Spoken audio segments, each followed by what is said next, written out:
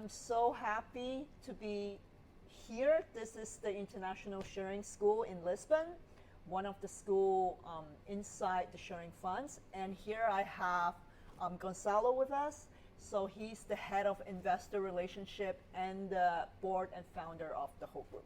Mm-hmm. Thank you for your time. Yeah, thank you for coming by, Suzanne. It's a pleasure to have you here and share a bit more information about the funds. Thank you so much. So actually, this is my second time here. I'm so excited. Mm-hmm. I know there are some new developments of the school and the funds.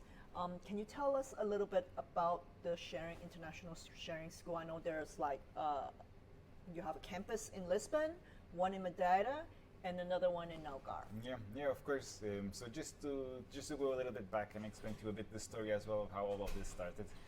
So the funds and our group starts from a family group. We are a family of 4 brothers, and we are from Madeira Islands. We attended a school in Madeira, which was the Madeira British School. The school had 40 students at the time, and we were 4 out of the 40 students. So 10% of the school was in our family. The owner of the school at the time, she didn't want to manage the business. She just wanted to teach kids, and she was an educator, pure educator. And so she told my father, since you already have 10% of the school with your kids, I'll offer you the 90%. You own the school, you keep it. I just want to teach, just make sure the operation is running. It's all the business aspect is running, and so that's what happened.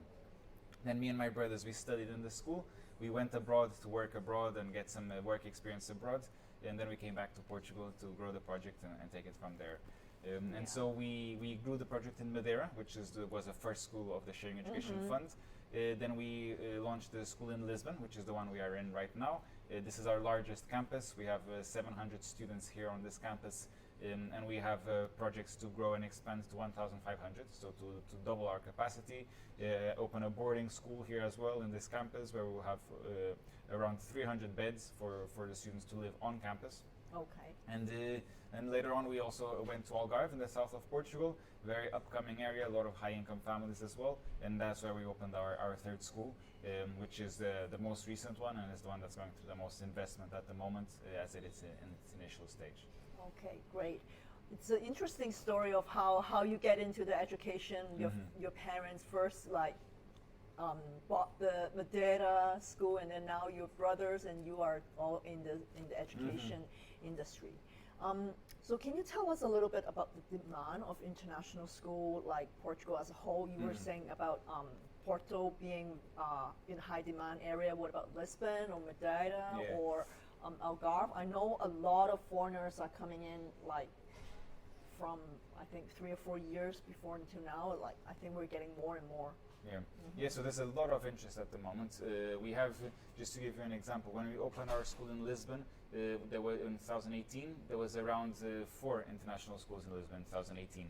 Today there's around 15 international schools in Lisbon. Wow. So we see a big growth in the market. Growth.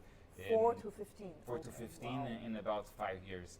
If you're looking to enroll your students in the school for September of 2025, so in the next 2 months, you'll have a very hard time finding a vacancy right now. Yeah. Schools are full, they're operating with a wait list, and just the market is really growing, and there's a lot of demand. And so that's why we keep expanding and growing our project. The same for Madeira. In Madeira, we are moving to a new facility, so we currently have 250 students, and we're doubling that capacity in the new building with 500 students. We have around 60 families in the wait list that they're waiting for our campus to open so that they can move to Madeira and put their kids in our school. So they wouldn't move before our school is ready. And Algarve, the same thing. Algarve is just expanding a lot as well.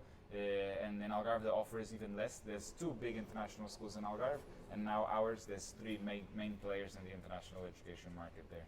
Okay, so since there's so many, not too many, but still some growing number of international school right now in Portugal, what is the difference of international sharing compared to others? Yeah, so here in the school, and it's funny because that was something that came along the way.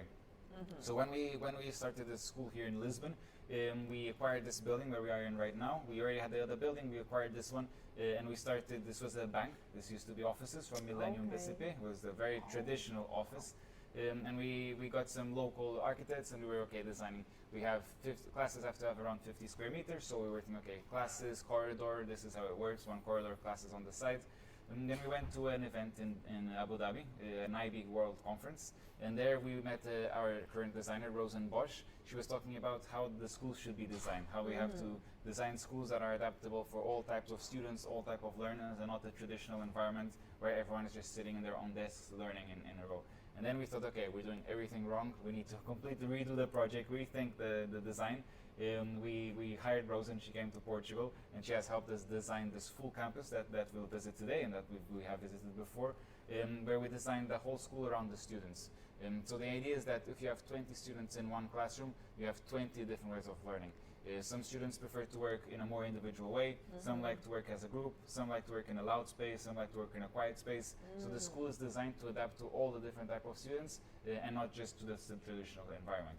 And what we see a lot that happens in schools, when I was in school and still happens today, is you have the good students in the front row, the medium in the middle row, and then the bad ones in the back row. But that's not necessarily the bad ones in the back row. It's just the ones that sit in the back are the ones that don't fit this environment that you need to sit in a desk for 1 hour and focus. They need something a little bit different.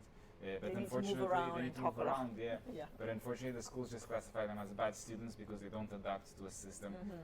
And we see this a lot nowadays with work as well. We work remotely, we work from home, we work from the office, we work traveling. So it's something that's on constant change. Well, I love this campus because it has a great view to the river and the surroundings. And I know this is one of the biggest school campus in Portugal, right? Yeah. Right. Can you tell us about a little bit about your the composition of your student nationalities and like I know your school starts from 12 months already. Exactly. Tell us a little bit more. So we start from 12 months and we go all the way to grade 12. So we do a full K-12 cycle. This is considering the area that we have here in the school, this is by far the largest campus of an international school here in Portugal. We have still a long development that we're doing, as I mentioned, to double our capacity. Currently, we have students from around 50 different nationalities. Around 90% of our students are international, 10% are Portuguese. So there's a very big mix here in cultures and in environment. And it's interesting because we welcome families from all over the world, and especially nowadays with all the conflicts that we are seeing in the world. Unfortunately, this is a place where it's just a very international environment. So the conflicts are all happening, but this is an international environment where we all need to get along. We have around, as I mentioned, 50 nationalities, 90% are international, and around 10% are Portuguese. And I think the location is really good because you're halfway between Lisbon and Cascais, where like it's a the really premium international, location, the two like location where they're the most international like families in Portugal. It's a really prime location. We are also inside Tagus Park, which is Portugal's largest science and technology park. So this is a little bit like the Silicon Valley of Portugal, and so it's a good location. We're 20 minutes from Cascais, 20 minutes from Lisbon. We have our own school buses that collect the students as well. As you know, the school, this is one of the most expensive schools in Portugal. The students are paying between 15 to 30,000 euro per year. So we also offer them a lot of services like the school buses. And when I say school buses, we're talking about Mercedes minivans that pick them from home. Usually each minivan has around 3 families. So this is almost like a private chauffeur that goes door to door taking the families. So it's a very high-end service that families receive as well. Privileged services. Well, thank you so much, Gonzalo, for inviting me here. It's such a nice environment, nice place. I think we're also thinking about my daughter. She's going to finish her first cycle. Okay, great. And then we're looking for international school in the second cycle. So it was a pleasure having me here, Susanna, always. And I'm available for any clarification or calls directly with the investors. I'm available to discuss more. Thank you so much. Thank you. Thank you. Thanks for your time. You.